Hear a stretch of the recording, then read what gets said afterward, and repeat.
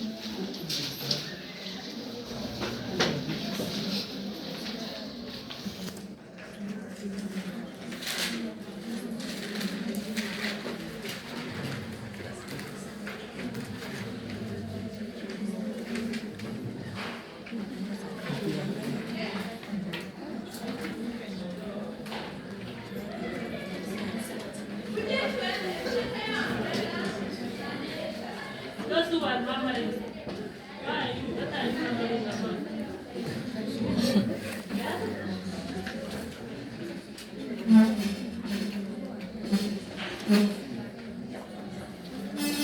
Una mama nini? Ja? Okay. Kama unaizingia, you feel free. Get out. Get off the line. If you are running, move out. You are free. Okay. I'll be taking you through carry out advocacy and lobbying activities and document advocacy and lobbying activities. And by the end of the lesson,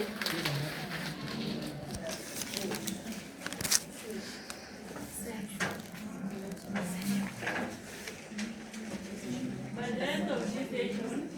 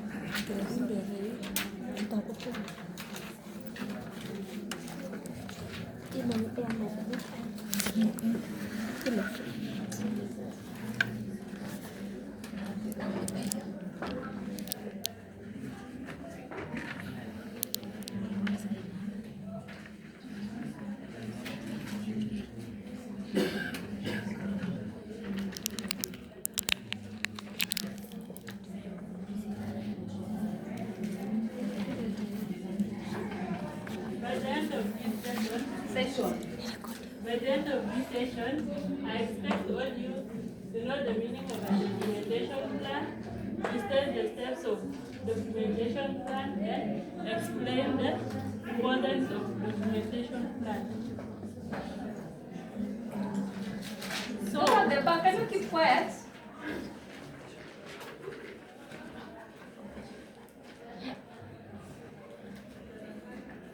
Now, let's define the term documentation plan. And I'll use this. What is this? Nini? Are we doing? Okay, this is a ball. Very correct. Inaitwa hot potato. I'll just pass this to you and you'll define for me a documentation plan. Sawa? Ikikufikia, define. Randomly.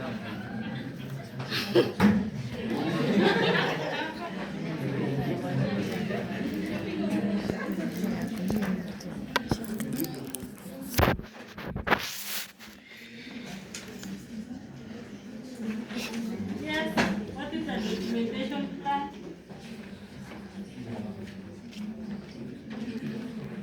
Define for me.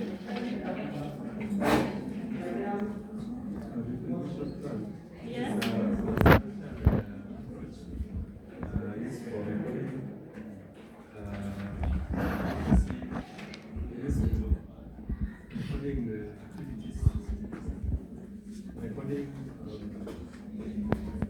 Recording messages and activities done Okay, the video call yangu umesikia? Umesikia anasema nini? Nani amesikia? Nani hajasikia? Nani hajasikia? Umesikia? Sawa, niambie amesema aje. nimesema ni a structured approach of contents that used for recording messages and activities in time uploading and other sectors. Excellent. Very good. Can you clap for him? He has said a documentation plan is a structured framework that outlines how information about advocacy and lobbying are documented, stored, and analyzed for future references. Are we together? Yes. Umeelewa? Okay, so now we move to the step of a documentation plan. I'll state it and then you will discuss more about it. And it is in order. Step 1, identify objectives.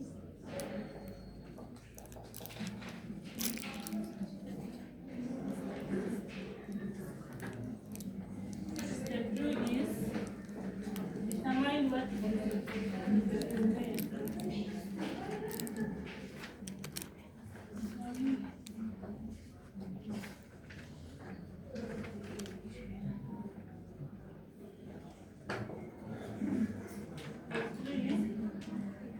Identify sources of information.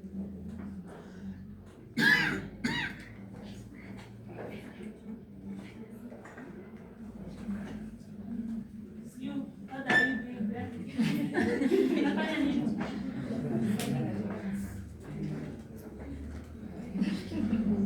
Identify sources.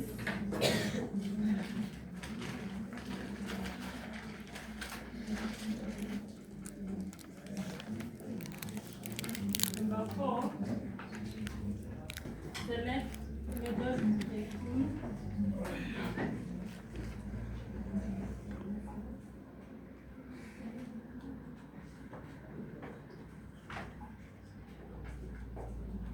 Number 5, assign roles and responsibilities.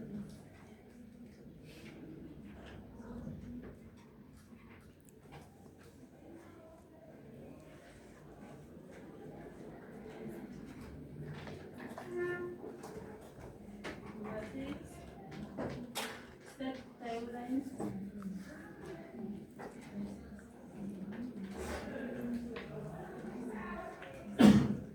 I hope you are taking notes. Yes. Number 7, organize storage assets.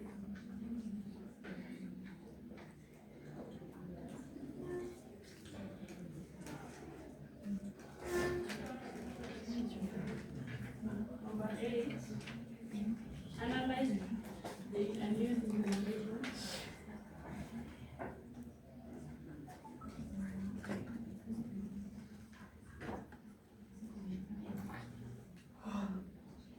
then the last one is share and disseminate.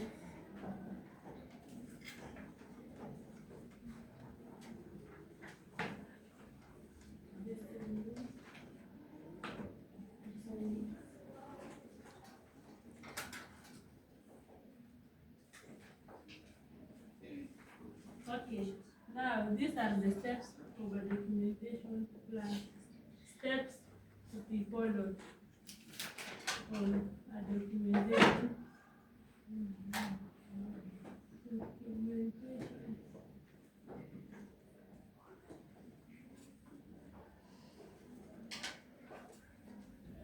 The first step is Identify objectives. second one, Determine what to document. the third one, Wait, how far is that as class? okay. Let me read for you. The first is identify the objectives. You determine what to document, identify the sources of information, select method and tool, assign roles and responsibilities, you set the timeline, you organize the storage access, you analyze and use information, and the last one is share and disseminate the findings. Now, let's discuss one by one how these steps are followed. The first one is identify the objectives. Who will help us to explain this one? I'll still use my wallet. Identify the objectives. Yes, can you explain for us? On the step one, you identify on the step one and the objective. You can say you determine why the documentation is needed, either for assessment or reporting or tracking the progress of the project. Okay. Who doesn't need the one? Yeah, that is very bad. Who is that? You're not supposed to do that. No, just wait. Because we just throw it back slowly. That is malice and that is very, very bad. And you are smiling. No, it's my name. Okay. Now, identify the objectives. I think he has explained well. You state why documentation is needed or why the objectives or why statewide documentation is needed. The second one, determine what to document. Determine what to document. Sorry. You break our windows. Huh? Yes. Silence. Yes. Determining what to document is to find the information, to determine the information for the activities you include in the documentation plan. Yeah, you choose where activities or activities are recorded. Identify sources of information. Identify sources of information.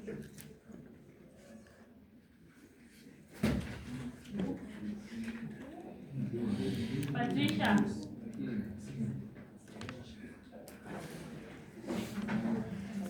I think we will look for an area where you can get that information to document.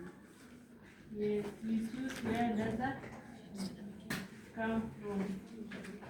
Another is select method and tool. Select method and tool.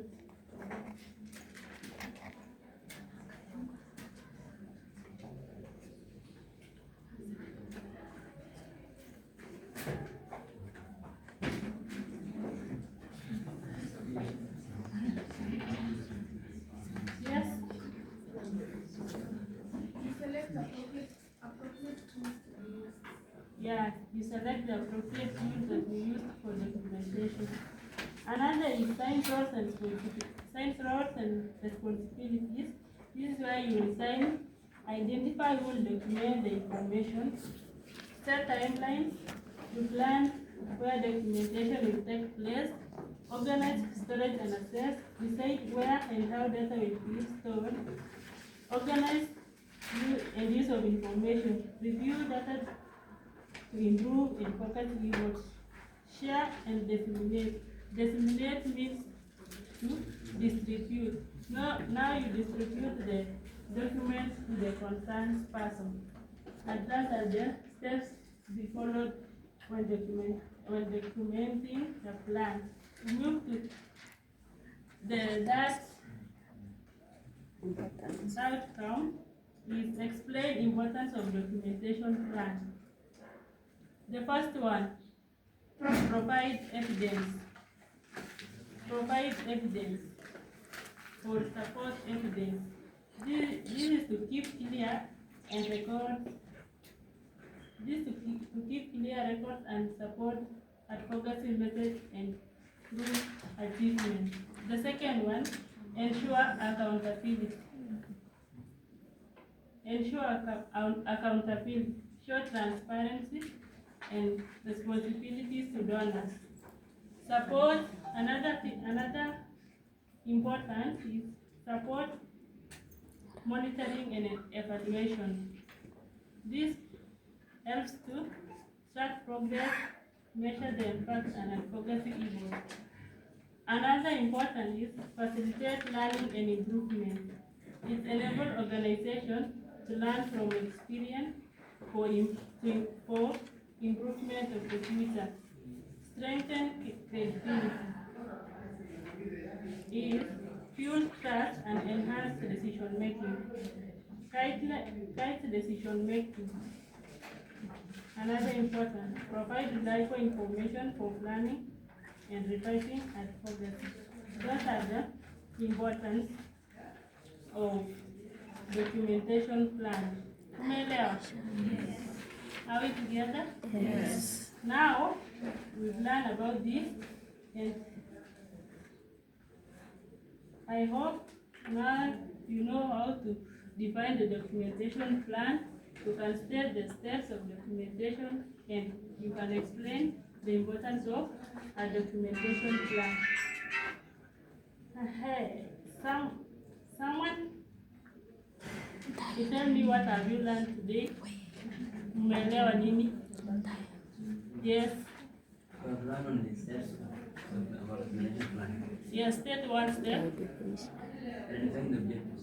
Yeah, define the objectives. Another one Importance from the of back. documentation. Yes. Importance of documentation. Help in decision making, help in accountability and transparency. Yeah, it helps in decision making. Another one, it helps in accountability and transparency. Another one from this side. From this side. Part of the steps of documentation. And the last one being sharing the information. Yeah, you share and disseminate the findings. Now I'll give you the assignment in groups. You'll go and do this.